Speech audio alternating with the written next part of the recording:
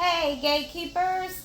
Welcome back to another episode of Weekly Soap Chronicles, where we dive deep into all the juicy drama from your favorite soap, Beyond the Gates. Today, I'm breaking down episode 116, and this one was packed with tears, smackdowns, and some seriously awkward conversations. So hit that like button, subscribe to the channel, and hit that notification bell so you never miss a recap with a little bit of flair. Let's get into it.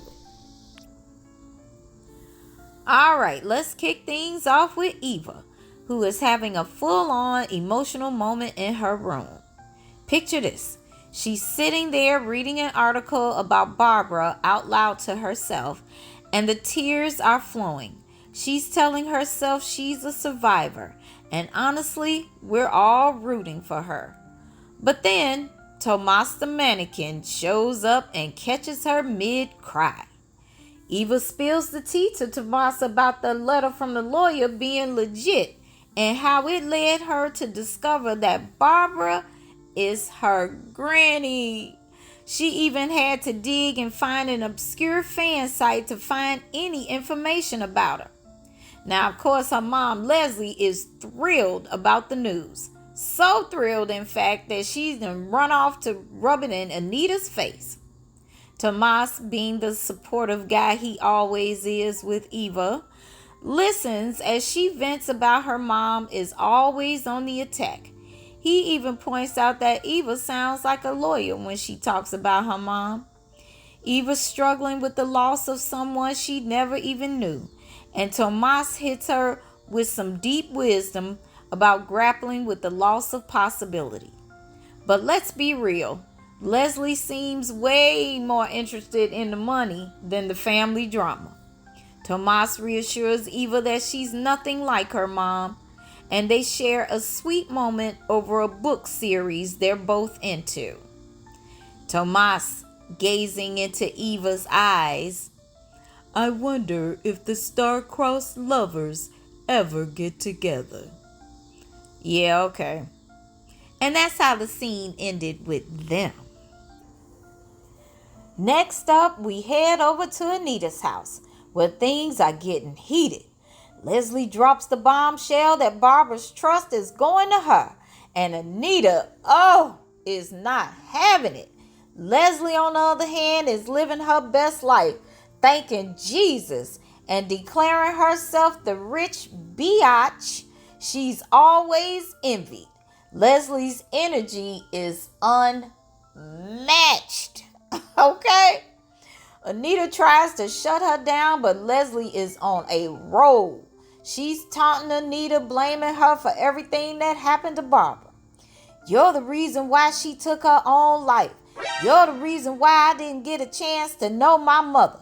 She went on and on, chasing Anita around the room, saying that this was all Anita's fault. She the one that got Barbara kicked out of the group. And on. She wouldn't let up. Eventually, Anita snaps, "Shut up. You don't know what you're talking about." And then we get the slap of the century. Ooh, soap opera gold. Okay? And just when you think it can't get any crazier, Vernon walks in right after the slap. Leslie, ever the drama queen, claims Anita assaulted her and threatens to go to the police. Vernon, being the voice of reason, talks her out of it. Leslie then declares she's going to honor her mother's legacy by making loads of money from an articulate reunion tour. Vernon pushes her out of the door, and Anita runs to the bathroom. "Vernon, I think I'm gonna be sick."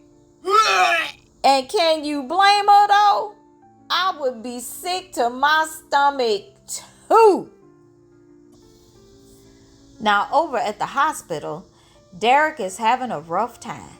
He's planning to binge Survivor on Paramount Plus, but Shanice isn't having it. She interrupts and pushes him to start physical therapy. Derek's not feeling it though. He's convinced he'll never walk again. But Shanice isn't letting him give up that easily. She gives him some tough love, telling him he can either be totally dependent or start working those muscles. Now, after their therapy session, she tries to lighten the mood with some jokes. And while it takes a minute, Derek eventually cracks a smile. Then he asks Shanice what would happen if they were more than friends and he was paralyzed. Shanice says it wouldn't scare her off, and she's pretty sure it wouldn't scare off Ashley either. Okay, which is basically what Derek wanted to hear.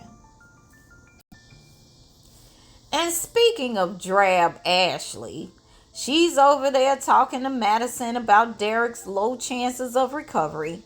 She's determined to support him.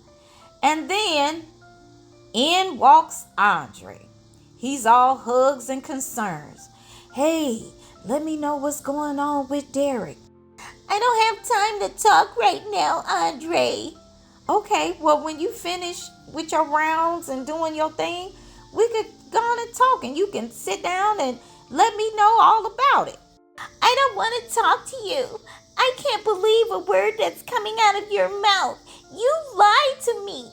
You said that you were breaking up with her, and you didn't. What are you talking about, Ashley?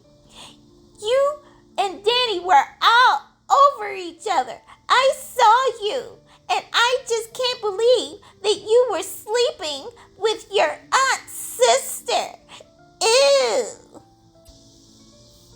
Okay, so then he goes on to explain how Danny did come through, but she was going through a thing over Haley's miscarriage and she needed comfort.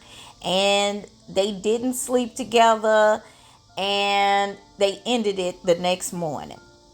Oh, well, you were telling the truth, but it's too late. I realized that I love Derek and he's my person. Ugh, talk about sick to my stomach, okay? Side note, the Andre and Ashley relationship was never gonna work. One, she was gonna always be jealous and intimidated by Danny. That's number one. Number two, she was gonna always be jealous of whoever Derek was trying to hook up with. Okay, because remember all that negative energy she was spewing at Shanice. And then, if they did really get together, as soon as Derek got into this accident, she was going to drop Andre anyway. So, BTG, why? Why did you even try to put them together? It was a relationship failed from the start. Okay? I'm glad and hope that he actually catches the hint and moves on. So now we move on to Kat, who shows up at the police department to corner Jacob. She's babbling about a purse launch party, but Jacob is not in the mood. He's dealing with Derek's situation and being stuck on desk duty because of Elon. But Kat, being Kat, quickly shifts the conversation to her own problems. She asks Jacob for advice about Bang Bang. Apparently, things with Tomas aren't exactly sizzling, and she's wondering if it's her fault. Jacob, being funny, maybe it is your fault. Then they joke about her needing to sleep with more men to figure it out. But ultimately, he suggests she talks to Tomas or her mom. And, right, she needs to talk to Tomas. Of course, she was like, talk to my mother about Bang Bang? No way. Okay. And then before she leaves, Kat asks Jacob to find a way to arrest Leslie. All right, Kat, number one, let the Leslie arrest thing go. It's a dead issue, okay? It's never going to happen. And then, as far as her and Tomas, it's the chemistry. Kat and Tomas have zero chemistry. And that's why the bang bang is no good. Because y'all know, if you got chemistry with somebody, the bang bang is banging. Okay? You cannot get enough. So it doesn't matter if he good in bed or not, because you thinking it's good. Okay? So that's it. And Tomas and Eva are the ones that have the chemistry. And that's the bottom line. Kat, you need to go ahead and dump Tomas and move on. And finally, at Orphe Jeans, Chelsea is on the phone with her dad, thanking him for making a lawsuit disappear. Madison shows up and the two of them have a classic, "Oh my gosh, we're so good together. I love you. You love me. And everything is all right in the world." And Madison talks about how hard she works and how grateful she is for what she has. Once Madison leaves, Kat arrives to complain about Leslie. Chelsea assures her that karma will catch up with Leslie eventually, but Kat isn't so sure because she thinks Leslie is the luckiest woman alive, and she's right. Wait till she finds out that Leslie will be the recipient of Barbara's inheritance. And that's a wrap on episode 116 of Beyond the Gates. From emotional revelations to epic smackdowns, this episode had it all. What did you think of Leslie's antics? And will Kat ever figure out her love life? Let me know your thoughts in the comments below. And don't forget to like, subscribe, and hit that notification bell so you never miss an episode of Weekly Soap Chronicles. Until next time, Gatekeepers, keep the drama alive.